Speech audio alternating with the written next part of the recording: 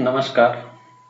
Lab assistant vacancy 2022 के अंदर chemistry, physics और बायोलॉजी से रिगार्डिंग कंटिन्यू पेपर लेकर के मैं आपके साथ में अपडेट हो रहा हूँ। साइंस एवरीथिंग यूट्यूब चैनल के माध्यम से, साइंस एवरीथिंग सेजू सर चैनल के माध्यम से आप इस क्लासों को एंजॉय भी कर पा रहे हो। चैनल पे फर्स्ट बार हो तो सब्सक्राइब भी करें और लाइक शेयर जरूर करें, इतना सा हेल्प करें।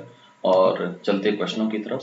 क्वेश्चनों के अंदर भी बहुत अच्छे लेवल के क्वेश्चन सारे के सारे हैं और काफी सारी आपको यहीं से हेल्प होने वाली है और जुड़े रहना शुरू से अंत तक। क्वेश्चन फर्स्ट, शरीर के अंदर समन्वय किसके द्वारा होता है? समन्वय का मतलब बॉडी के अंदर जितने भी ऑर्गन्स है इनके बीच में कंट्रोलिंग सिस्टम है और इस कंट्रोल के साथ में कोऑर्डिनेशन सिस्टम भी होता है। बॉडी के सारे ऑर्गन्स एक दूसरे के साथ में कोऑर्डिनेट करके रखते हैं, एक दूसरे के ऊपर कंट्रोलिंग सिस्टम भी होते हैं। तो ये समन्वय किसके द्वारा होता है? फर्स्ट दे रखा है परिवहन तंत्र के द्वारा, यानी कि सर्कुलेटरी सिस्टम के द्वारा, या तंत्रिका तंत्र द्वारा, या अंतःस्रावी तंत्र द्वारा, और फोर्थ के अंदर दे रखा तंत्रिका तंत्र और अंतःस्रावी तंत्र। तो ऑप्शन नंबर फोर्थ यहाँ पे राइट हो जाएगा। बॉडी के अंदर कंट्रोलिंग करने के मामले में एक तो नर्व सिस्टम, तंत्रिका तंत्र, और इस तंत्रिका तंत्र की संरचनात्मक इकाई जिसको बोला जाता है न्यूरॉन। न्यूरॉन तंत्रिका कोशिका के नाम से जानते हैं। इसी के अंदर जब दो तंत्रिका कोशिकाएं आपस में एक दूसरे से टच होती है, सूचनाओं का स्थानांतरण करती है, तो उस प्रोसेस को बोला जाता है सिनेप्स। दो तंत्रिका कोशिकाएं आपस में संयोजित होती है। और अंतःस्रावी तंत्र जितना भी मिलता है, इस अंतःस्रावी तंत्र के अंदर हार्मोन छोड़े जाते हैं, हार्मोन। और बॉडी के अंदर फर्स्ट खोजा गया हार्मोन पूछा जाए, दैट इज सिक्रेटिन, है ना। सिक्रेटिन फर्स्ट बॉडी के अंदर हार्मोन्स था। और जितने भी हार्मोन हैं ये सारे के सारे एमिनो एसिड्स होते हैं, प्रोटीन से फॉर्म होते हैं, प्रोटीन की संरचनाओं से इनका फॉर्मेशन भी होता है। और सबसे पहले हार्मोन वर्ड का यूज स्टारलिंग के द्वारा किया गया था, साइंटिस्ट स्टारलिंग। और अंतःस्रावी तंत्र का फादर अगर पूछा जाए तो नाम रहता है Thomas Edison. Thomas Edison, father of endocrinology, विज्ञान की शाखा जहां पर इन अंतःस्रावी ग्रंथियों का अध्ययन किया जाता है, दैट इज कॉल्ड एंडोक्राइनोलॉजी। अंतःस्रावी तंत्र का अध्ययन एंडोक्राइनोलॉजी कहलाता है। और अगर तंत्रिका तंत्र को साथ में जोड़ें तो उसको नाम दिया जाता है न्यूरो एंडोक्राइनोलॉजी। ओके, लीजिए नेक्स्ट क्वेश्चन। वृषण की कौन सी कोशिकाएं टेस्टोस्टेरोन नर लिंग हार्मोन का श्रावण करती है? बॉडी के अंदर टेस्टोस्टेरोन नर लिंग हार्मोन है, टेस्टोस्टेरोन। और इस टेस्टोस्टेरोन का श्रवण बॉडी के अंदर इंटरस्टिशियल सेल स्टिमुलेटिंग बॉडी के अंदर सेल्स पाई जाती है, ICSH के नाम से जानते हैं। इंटरस्टिशियल सेल स्टिमुलेटिंग हार्मोन से इसको भी कहा जाता है। और इसको छोड़ने का काम करती है बॉडी के अंदर अंतराली कोशिकाएं। ओके, और इसी को लीडिंग सेल भी कहते हैं, लीडिंग सेल के नाम से भी जानते हैं। जनन एपिथियल कोशिका, सर्टोली कोशिका, सर्टोली कोशिका ध्यान रखना, अपनी बॉडी के अंदर जो स्पर्म है और इस स्पर्म का जब फॉर्मेशन होता है तो उस स्पर्म को न्यूट्रिशन प्रोवाइड करने का वर्क सर्टोली सेल्स कहती है। और सेकंड स्पर्मेटोसाइट्स, ये भी रॉन्ग हो जाएगा, then option number first will be right. Next question, मनुष्य के शुक्राणु के संबंध में कौन सा कथन सही है? ये देखो क्वेश्चन के अंदर जो वर्ड होते हैं ना, सही है या फिर सुमेलित है, गलत है, इस पे थोड़ा सा कंसंट्रेट करना। फर्स्ट दे रखा है एक्रोसोम के अंदर संक्वाका नलिका संरचना होती है जो अंडाणु को भेद देती है और इसके फलस्वरूप निषेचन होता है। देखिए एक्रोसोम संरचना तो सही है, लेकिन ये न्यूक्लियर संरचना होती है, अंडाणु को भेद देती है। सेकंड दे रखा है कि एक्रोसोम में उपस्थित शुक्राणु एक केमिकल छोड़ता है जिसका नाम है स्पर्म लाइसिन, जो अंडाणु के आवरण को, जिसमें जोना पेल्यूसिडा, जोना रेटिकुलेटा, उसको गोल देता है और निषेचन के अंदर सहायता करता है। सेकंड ऑप्शन यहाँ पे राइट है। एक्रोसोम और संवेदी संरचनाओं की भांति कार्य करता है जिससे शुक्राणु की और गति करता है, तो ये रॉन्ग ऑप्शन हो जाएगा। एक्रोसोम कोई निश्चित कार्य नहीं करता है, ये भी गलत हो जाएगा, निश्चित कार्य करता ही है।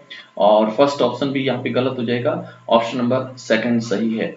और इस अंडाणु के बाहर की तरफ एक लेयर होती है, that is called corona radiata. आंतरिक लेयर है जोना पेल्यूसिडा, बाहर की तरफ layer that is corona radiata, corona radiata होती है, और अंदर की तरफ जोना पेल्यूसिडा होती है, जोना पेल्यूसिडा अंदर की तरफ पाई जाती है।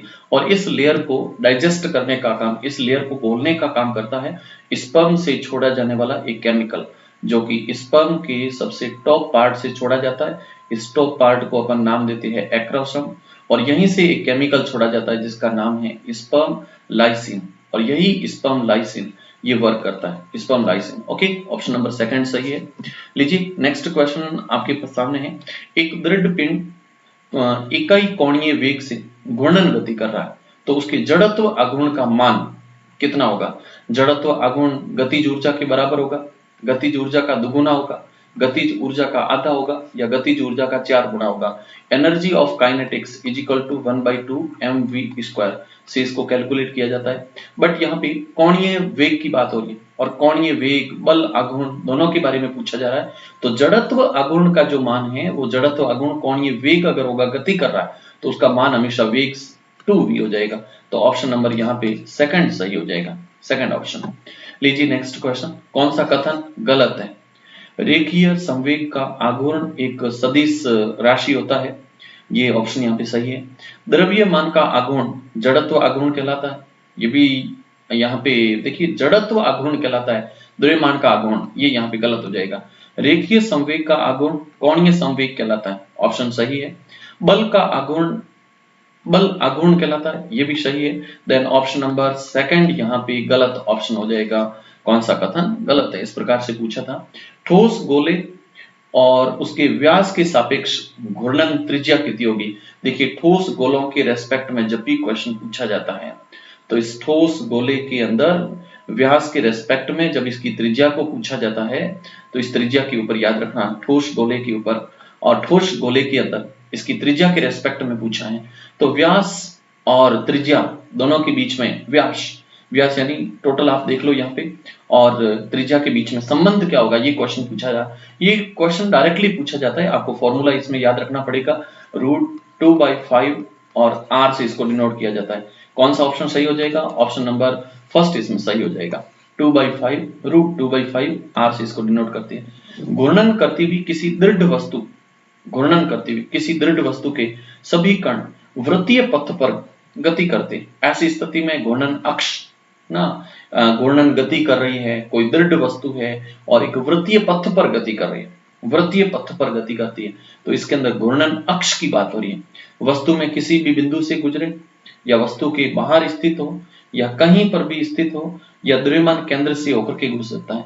कोई भी वस्तु जब घूर्णन गति करती है, तो घूर्णन गति के अंदर ये जरूरी नहीं है कि सेंटर ऑफ मास वहीं पे हो, वो कहीं पे भी स्थित हो सकता है। यस, ऑप्शन नंबर थर्ड सही होगा। लीजिए कार्नोट इंजन की बात हो रही है भाई साहब, कार्नोट है ना, कार्नोट इंजन की बात हो रही है। क्लासों को शुरू से अंत तक बहुत अच्छे से देख पा रहे हो, और अच्छे से क्लासों के अंदर जुड़ करके आप लोग आनंद भी ले पा रहे हो। साइंस एवरीथिंग सेजू सर इस चैनल के माध्यम से टाइम टू टाइम मैं अपडेट होकर के आपको क्लासें प्रोवाइड करवा पा रहा हूँ। क्लासों को आप बहुत अच्छे से देखना और कंसंट्रेट होकर के देखना। जितना नॉलेज आप स्थायीपन के साथ में लेकर के जाओगे, एग्जाम हॉल तक जुनून रखोगे, भाई साहब बहुत ज्यादा आपको इनक्रेडिबल रिजल्ट देने वाला होगा। ओके, तो कार्नोट इंजन की दक्षता कब अधिक होती है? दक्षता अधिक तब होगी जब टेम्परेचर बहुत कम होगा। कार्नोट इंजन में एक बहुत बड़ी कंडीशन रहती है, जब स्रोत का ताप बढ़ाया जाता है तो उसकी कैपेबिलिटी और कैपेसिटी इंक्रीज होगी, ये गलत ऑप्शन हो जाएगा। जब सिंक का ताप घटाया जाता है, सिंक मतलब जहां पे एनर्जी कंज्यूम हो रही है उसका टेम्परेचर डिक्रीज करोगे, यस राइट हो जाएगा। इंजन की दक्षता नियत रहती है, कुछ कहा नहीं जा सकता, then option number 2 will be right. Carnot चक्र पूर्ण करने पर कार्यकारी द्रव की आंतरिक ऊर्जा क्या ऑप्शन होगा? कोई भी कार्नोट इंजन है जो कि एक चक्र को पूर्ण करता है, तो उसमें रिएक्टिंग जो द्रव्य है, रिएक्टिंग जो मास है, उसकी आंतरिक ऊर्जा बढ़ जाती है या कम हो जाती है, या स्रोत T1 सिंक T2 पर निर्भर करती है, या प्रारंभिक मान के तुल्य होती है। तो यहाँ पे ऑप्शन नंबर फोर्थ सही हो जाएगा। प्रारंभिक वैल्यू जो रहती है, इनिशियल वैल्यू रहती है, उसी के तुल्य होती है। इनिशियल वैल्यू इसके रेस्पेक्ट में इंटरनल एनर्जी चलती है।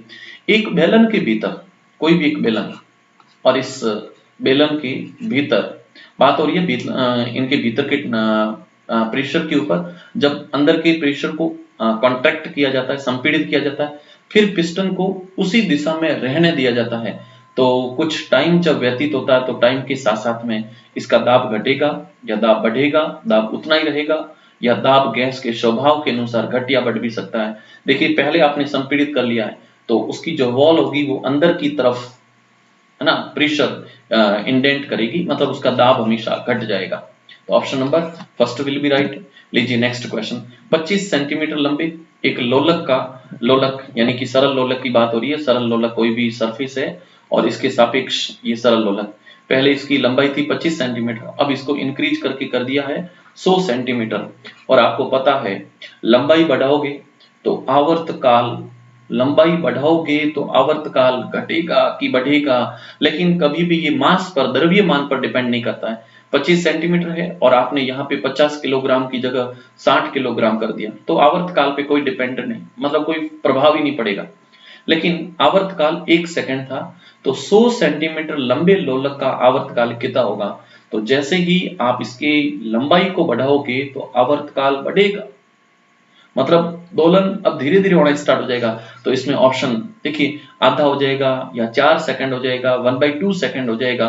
तो इसका ऑप्शन नंबर फर्स्ट सही हो जाएगा। और कैलकुलेट करने के लिए इसमें डायरेक्ट आपको फॉर्मूला दिया जाता है, time period is equal to 2 pi और लिखा जाता है L/G।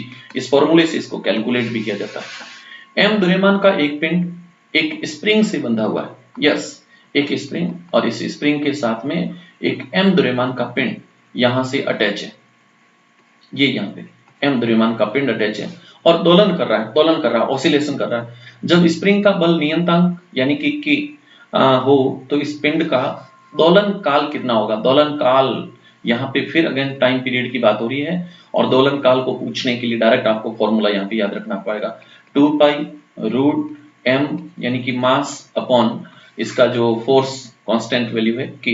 तो ऑप्शन नंबर इसमें अगेन सेकंड सही हो जाएगा। कुछ फॉर्मूले आपको डायरेक्ट याद रखने पड़ेंगे। एक सरल लोलक जब दोलन करता है तो दोलन की कंडीशनों को देख लो। कोई भी सरल लोलक जब गति करता है तो गति की कंडीशन में ये इसकी मीन पोजीशन पड़ी है, मीन एक्स पोजीशन है। अब इसको आपने यहाँ डिस्प्लेस किया एक्स पोजीशन तक और ये यहाँ से ए पोजीशन से बी पे आ जाएगा। जैसे ही छोड़ोगे तो इस पर एक बल लगेगा जिसको कहते हैं प्रत्यानयन बल, और ये इसको सीधा ले जाएगा यहां से सी कंडीशन के ऊपर। सरल लोलक है, गति कर रहा है और गति करते समय जब ये मेन पोजीशन पे होता है तो वहां पे इसकी गतिज ऊर्जा बहुत ज्यादा रहती है। अधिकतम विस्थापन गतिज ऊर्जा 0 होगी, स्थितिज ऊर्जा अधिकतम होगी। देखो कौन सा ऑप्शन सही कहता है। मध्य स्थिति में स्थितिज ऊर्जा अधिकतम होगी, ये फर्स्ट गलत हो गया। अधिकतम विस्थापन की स्थिति में गतिज ऊर्जा अधिकतम होगी, ये अगेन गलत हो जाएगा। ये कह रहा है कि अधिकतम विस्थापित करोगे, जहां पे लास्ट में जाएगा वहां पे काइनेटिक एनर्जी ज्यादा पॉसिबल ही नहीं है। अधिकतम विस्थापन की दिशा में इसकी गतिज ऊर्जा और स्थितिज ऊर्जा न्यूनतम होती है, गलत हो जाएगा। मध्य स्थिति के अंदर गतिज ऊर्जा अधिकतम होती है। Yes, that is right, option number fourth will be right. लीजिए नेक्स्ट क्वेश्चन, और ये डायग्राम मैंने आपको यहाँ पे शो करके रखा है। ये इसकी मीन पोजीशन है और मीन पोजीशन पे जब होता है तो इसकी वेलोसिटी मैक्सिमम होती है, और जब ये अधिकतम विस्थापन पे होता है तो इसकी पोटेंशियल एनर्जी हाईएस्ट होती है, energy of potential. Then at an position या फिर सी पोजीशन, जो कुछ भी है, यहाँ पे energy of potential again highest होगा। जहां पे energy of potential high, then kinetic energy will be lowest. Okay, and at A position velocity highest, B position potential energy highest, then kinetic energy will be decreased and least and become will be 0. Okay, or at C position again potential energy increase and kinetic energy will be decrease. लीजिए next question आपके सामने है, और question next के अंदर आपको देख पा रहे हो यहाँ पे कह रहा है कि पृथ्वी के व्यास के साथ साथ एक सुरंग बनाई जाए और इसमें एक पत्थर छोड़ दिया जाए तो हमेशा सरल आवर्त गति करेगा, या केंद्र पे जाकर के रुक जाएगा, या एक दूसरे सिरे पर पहुंच करके रुक जाएगा, या पृथ्वी के दूसरे सिरे पर पहुंचकर अंतरिक्ष में चला जाएगा। तो यहाँ पे ऑप्शन नंबर सेकंड सही हो जाएगा। अगर पृथ्वी के बीच में से किसी पत्थर को अगर छोड़ा जाए तो वो सरल आवर्त गति करेगा, है ना, सिंपल हार्मोनिक मोशन होगा, सिंपल सरल आवर्त गति करेगा। Yes, option number second will be right. Doppler प्रभाव के अनुप्रयोग आपको बताने हैं, कौन सा यहाँ पे सही हो जाएगा। तो डॉपलर रडार होता है, डॉपलर सोनार के अंदर इसका प्रयोग करता है, डॉपलर वेग मापी में होता है, उपरोक्त सभी में। यस, ऑप्शन नंबर फोर्थ सही है। और डॉपलर प्रभाव जिसकी खोज जॉन डॉपलर ब्राउन ने इसकी की थी, और रडार सोनार इन दोनों की फुल फॉर्म में भी पूछी जाती है। Radar that is radio detection and ranging, detection and ranging, radio detection and ranging, ये रडार है। और सोनार का फुल फॉर्म भी पूछते हैं, and Sonar that is sound navigation and ranging. Okay, sound navigation and ranging, इस साउंड के माध्यम से सोनार का उपयोग जितना भी है वो वाटर के अंदर चलने वाले जल यानों में किया जाता है। रडार का सिस्टम ऑन द सरफेस होता है, ऑन द सरफेस, पृथ्वी की सतह के ऊपर होता है, ऑन द सरफेस इसका यूज किया जाता है। अनंत लंबाई के दो रेखिक आवेशों के बीच में दूरी 1 मीटर है, रेखिक आवेश, और यहाँ पे देखना ये Q1 है और इधर की तरफ Q2 है, इन दोनों के बीच में डिस्टेंस 1 मीटर है, और प्रति मीटर लंबाई पर 1 कूलाम आवेश भी है।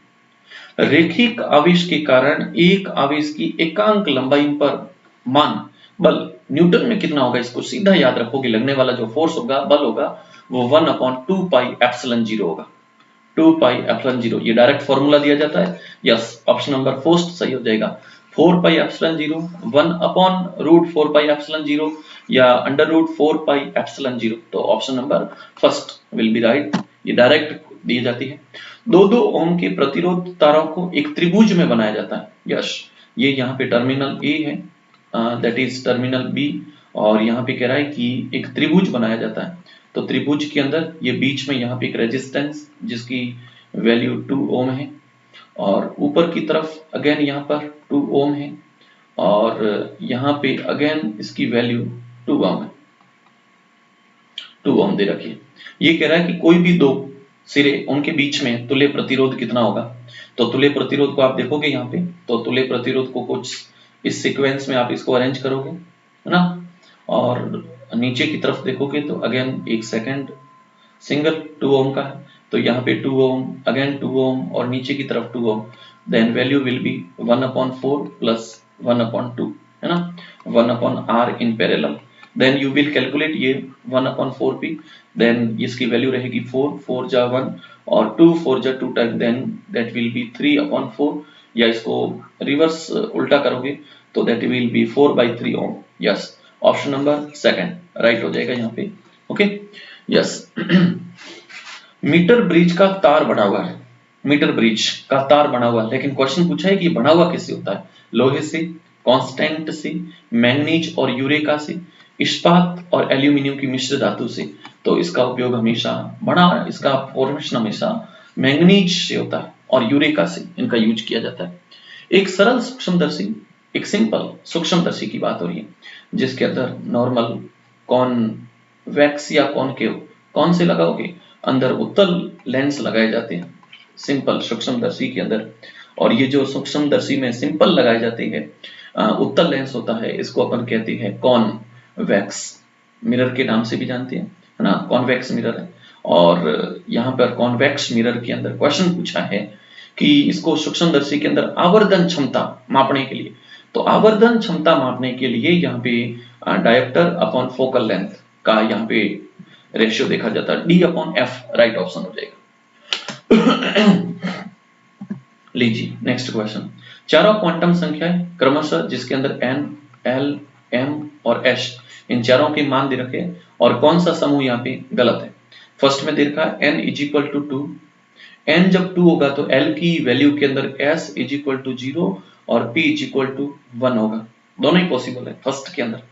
और जब दोनों पॉसिबल है तो यहाँ पर p की वैल्यू आप देखोगे तो p की वैल्यू में यहाँ पे 0, -1 और +1, ये यहाँ पर m की वैल्यू पॉसिबल, लेकिन यहाँ पे कह रहा है कि m+2 मीन, ये तो सीधा गलत हो जाएगा। और स्पिन क्वांटम नंबर देखो तो वो प्लस आप भी हो सकती है, माइनस आप भी हो सकती है। Okay, n = 2, l = 1 or m is equal to 0, that will be possible, and value of spin quantum number, that will be minus half, that is possible. N is equal to 3, L is equal to 1, and L is equal to 1, there S will be 0, and S will be 0, then there are one orbital M, and there will be yes, okay, and spin quantum number that can be positive half and negative half. N will be 3, L will be 0, M minus 1, M plus 1, that is again not possible, that is again possible. देखिए यहाँ पर n की value पे बात हो रही है, और जिसमें l की वैल्यू यहाँ पे 0 दे रखी है, तो l की वैल्यू 0 दे रखी है, मीन यहाँ पे s की बात हो रही है, और s के बाद में p की भी बात होगी, लेकिन यहाँ पे डायरेक्ट l को डिनोट कर रखा है, और l के अंदर तो ये भी पॉसिबल नहीं है, लेकिन इसको अपन वैल्यू के अंदर नाम दें तो यहाँ पे ये 0 होगा, तो ये पॉसिबल हो जाएगा, क्योंकि l की वैल्यू 0 दे रखी है, तो 0 का मीन s है, और s में एक वैल्यू 0 ही होगी, फिर ये स्पिन हाफ हो सकती है, तो दोनों पॉसिबल नहीं है, लेकिन यहाँ पे तो ये डायरेक्टली सही हो जाएगा, इसको अपन मान सकते हैं कि हो सकता है प्रिंटिंग मिस्टेक हो ना, लेकिन ऑप्शन नंबर फर्स्ट यहाँ पे सही है, जिसमें अगर l की वैल्यू 1 है तो उसके अंदर आता है p, और p की वैल्यू कभी भी -2 पॉसिबल है ही नहीं, l जिसकी -2 या +2 that can not be possible. Okay, लीजिए तो ये कुछ क्वेश्चन आपके सामने हैं, और इन क्वेश्चनों को बहुत अच्छे से आप लोगों ने देखा, और फिर मिलेंगे नेक्स्ट सेशन में, तब तक के लिए शुक्रिया, थैंक यू। लेकिन क्लासों को आप लोग बहुत अच्छे से एंजॉय भी करें, और चैनल के ऊपर अभी फर्स्ट बार विजिट कर रहे हो तो थोड़ा सा शेयर करने में भी आप लोग हेल्प करें।